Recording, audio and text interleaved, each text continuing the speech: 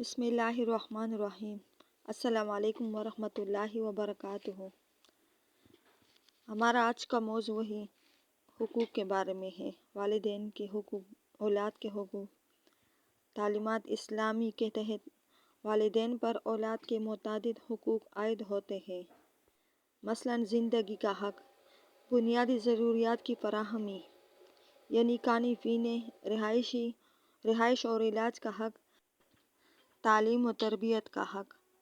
اگر والدین یہ جملے حقوق بحسن بخوبی ادا کرتے رہیں تو نہ صرف یہ کہ انہیں اللہ تعالیٰ کی خوشنودی حاصل ہوتی ہے بلکہ ان کی اولاد ان کے بڑھاپے کا سہارا بنتی ہے۔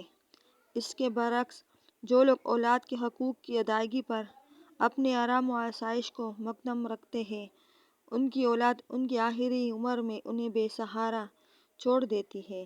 والدین کا فرض ہے کہ جہاں اپنی اولاد کو روزی کمانے کے قابل بنانے کی تدبیر کرتے رہیں، وہاں ان میں فکر و آخرت بھی پیدا کریں اور عمل صالح کی تربیت دیں۔ اللہ تعالیٰ نے والدین کی ذمہ داری کو بڑے بلیغ انداز میں بیان فرمایا۔ اے ایمان والو، بچاؤ اپنی جان کو اور اپنے گھر والوں کو آگ سے۔ بلا شبہ والدین اگر خدا اور رسول صلی اللہ علیہ وسلم کے حکم کے برعکس اپنی اولاد کے حقوق بطریق احسن ادا کریں اور اسے نیکی کی راہ پر لگائیں تو نہ صرف یہ کہ وہ دنیا میں ان کی راحت کا سامان بنے گی بلکہ آخرت میں بھی ان کی بخشش کا ذریعہ ہوگی۔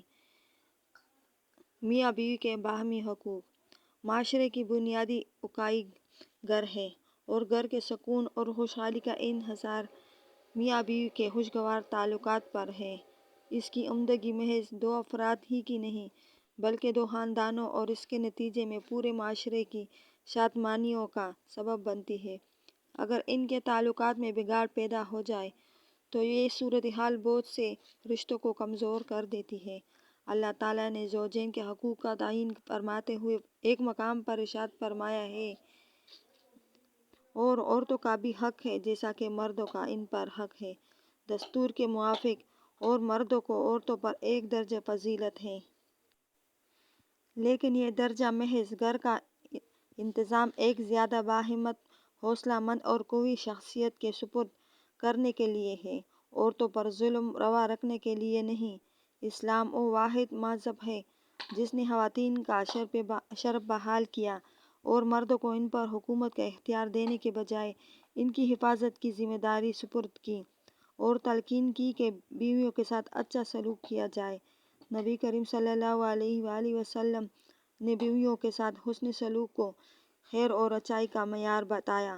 ارشاد فرمایا، تم میں سب سے بہتر وہ شخص ہے جو اپنی بیوی کے ساتھ اچھا ہے۔ ایک بار ایک صحابہ رضی اللہ نے نبی اکرم صلی اللہ علیہ وآلہ وسلم سے دریافت کیا، یا رسول اللہ، بیوی کا اپنے شوہر پر کیا حق ہے؟ آپ صلی اللہ علیہ وآلہ وسلم نے ارشاد فرمایا، جو خود کھائے اسے کھلائے، جیسا خود پہنے ویسا اسے پہنائے، نہ اس کے منہ پر تھپڑ مارے نہ اسے برا بھلا کہے۔ آپ صلی اللہ علیہ وآلہ وسلم کو بیویوں کے حقوق کا اتنا خیال تھا کہ خطبہ حجۃ الوداع میں ان سے حسن سلوک کی تلقین فرمائی۔ دوسری جانب اللہ تعالیٰ نے نیک بیویوں کی صفات بیان کرتے ہوئے فرمایا، پس جو عورتیں نیک ہے، فرمانبردار ہے، نیگہبانی کرتی ہے پیٹھ پیچھے۔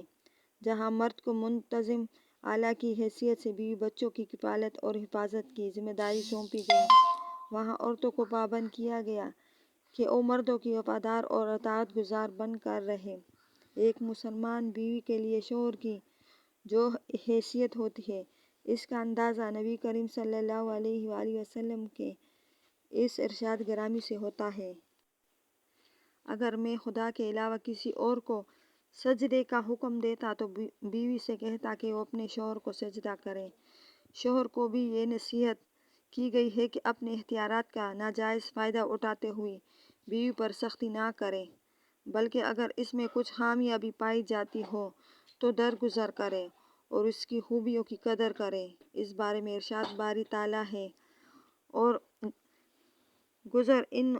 گزران کر عورتوں کے ساتھ اچھی طرح پھر اگر وہ تم کو نہ بھائے تو شاید تم کو پسند نہ آوے ایک چیز اور اللہ نے رکھی ہو اس میں بہت خوبیاں۔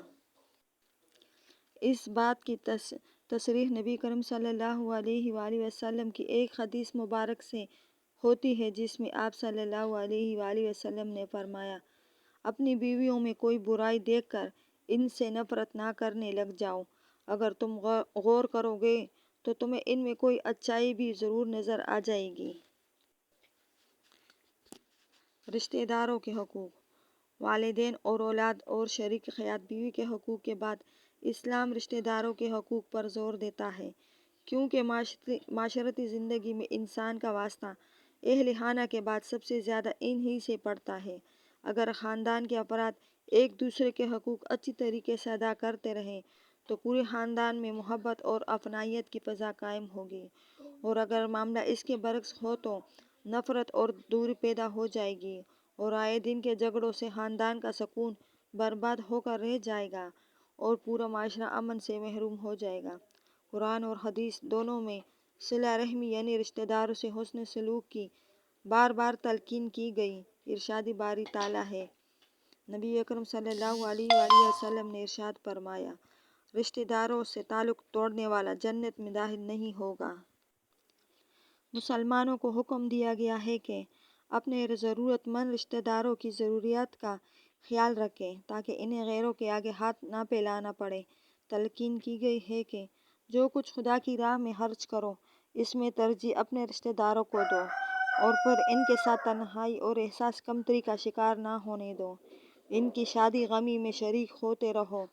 رشتہ داروں کے ذریعے امداد کا ایک اہم فائدہ یہ ہے کہ ان سے انسان کی عزت نفس مجروح نہیں ہوتی اور مقصد پورا ہو جاتا ہے، جبکہ غیروں سے مدد طلب کرنے میں اپنی ہی نہیں خاندان کی بھی عزت گھٹتی ہے۔ اگر ہم میں سے ہر شخص خدا اور رسول صلی اللہ علیہ وآلہ وسلم کی ہدایت کے مطابق اپنے رشتہ داروں کے حقوق کا خیال رکھے تو معاشرہ بہت سی خرابیوں سے محفوظ رہے گا۔ میری دعا ہے اللہ تعالیٰ ہمیں اور آپ کو سیدھے راستے پر چلنے کی توفیق عطا فرمائے اور شرک جیسے بڑے گناہ سے بچائے، آمین۔